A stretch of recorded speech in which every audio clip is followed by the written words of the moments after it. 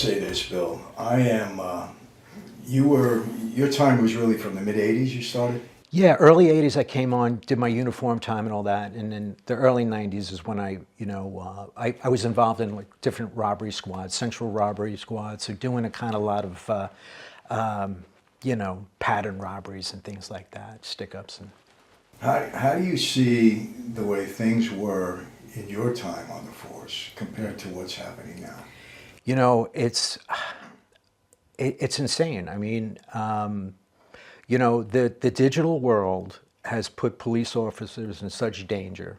Every move they make, they're being watched. They're being treated really unfairly in that they can't do their job. People are constantly poking at them, trying to get a rise out of them, trying to make fools of them. And the government puts up with it. Back in the day, we were appreciated. It was more violent. It was a much more dangerous world in some ways. New York had about close to 2,300 homicides in 1991. This year, New York will get maybe 700, something like that. So, but we have a less violent world now because a lot of the crime is digital. They found less violent ways to commit crime, but now it's the quality of life out on the street, where your mother can't walk to a grocery store without being accosted. Mentally ill people roam the streets of New York and push people in front of subway trains, and the cops' hands are tied. They're working with, corrupt district attorney's office, corrupt at the top, and they won't prosecute quality of life crimes or crimes that affect small business owners and things like that. In our day, too, the bad guys and the good guys hate. They looked at each other, they stared each other down.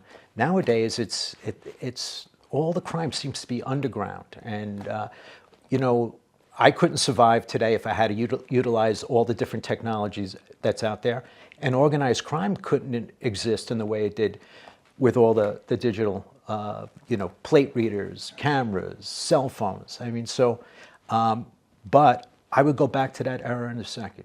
Well, let me ask you this, what would have happened to anybody that assaulted a cop back then? Yeah, I tell you what, it was more violent back then. People resisted arrest more. You can look at mugshots and maybe like 20% of them, the guy had the turban wrapped up in his head, black eyes. So there was a lot of violence back and forth, but it was an accepted practice of the way it was. You're going to resist arrest. We're going to, maybe beat you into submission, and that's just the way it is. Well, no, and people didn't sue like they do now. Now, if you yell at somebody, it's such a litigious society that they're after you. So, but bad guys took their lumps. It was a different world. It did change. We started to become aware that we need to keep our tempers in check as time went on and things like that. But we didn't live under the fear that I think these cops today live. What do you think's in the head of these prosecutors now that don't want to prosecute? Because I always say this, Bill, look, I was a criminal, and if on the street, I'll make up a name, if Rudy Giuliani would have came to me and said, hey, don't worry about it, if we indict you under the RICO statute, we're going to give you bail, and you're not going to get that much time, we're going to go easy on you, it's not a problem. I wouldn't have reformed at that point. I would have been a worse criminal. That's just the mentality of guys like that are into crime. How do these people think that going easy and going light is going to create a safer neighborhood, a safer community?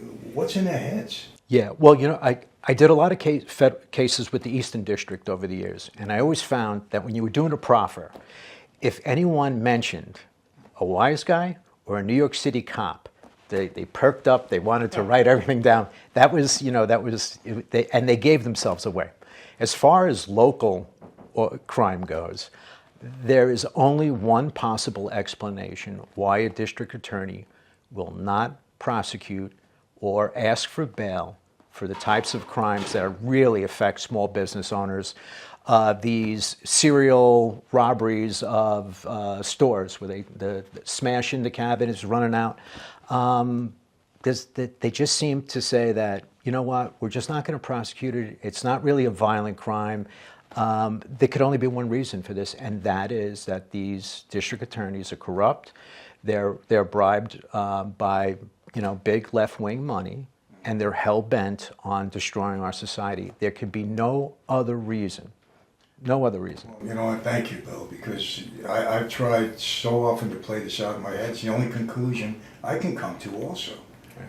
They want to destroy our communities, our society.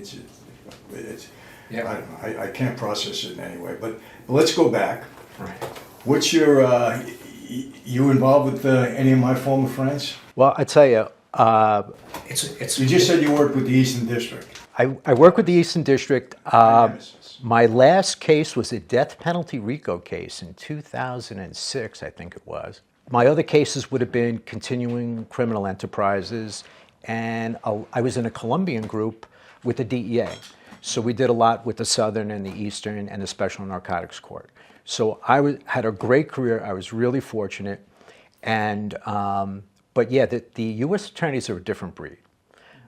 Very sharp guys, they're smart. They have all the tools and all the money to do whatever they want to you. And so it's great working on that side, because when you do all your cases in state court over the years and district attorney's office, their offices are in shambles. They have no budget. You can't protect anybody. But you go over there and it's, yeah, the courtrooms, their office space, everything is just, amazing. So when I made that transition to start doing federal cases, I was amazed at the power I wielded too, being sworn in, deputized as a federal agent with DEA or FBI. And, one case, we had one guy absconded and we were trying to find him. His mother and his wife lied to us when we were looking for him, so we arrested them for lying to us. And it was basically, look, we have your mother and we have your sister, turn yourself in, or whatever. Now, and now if that happened to me, I would be outraged. But that was one of the many tools that you had to really make people's lives miserable if you were trying to flip them or, find them or whatever. So it's a whole different set of rules at that level. A lot of people give RICO the credit with destroying the mob, but I think it was a part of it.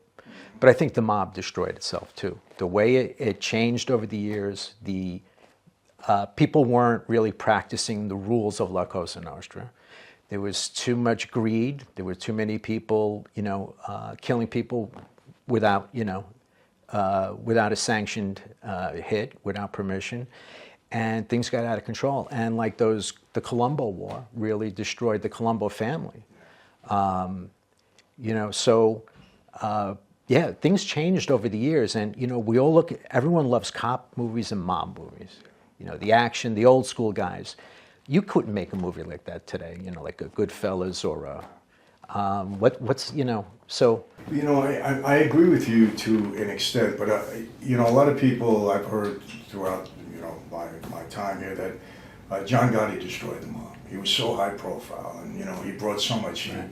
And I said, that's not true. There were a lot of high-profile guys. I mean, Joe Colombo was high-profile. He didn't destroy the mob. Didn't do it much good afterwards, because the FBI got a little bit more intense on people when we were walking those lines. Right. And Gotti obviously brought heat because he was flashy, but they didn't destroy the life. Right. And I thought RICO had so much to do with it because guys just didn't want to do the time. Yeah. It was one thing, Bill, when they said, hey, you're going to get 10 years, 15 years, you got parole, right. Not a big deal.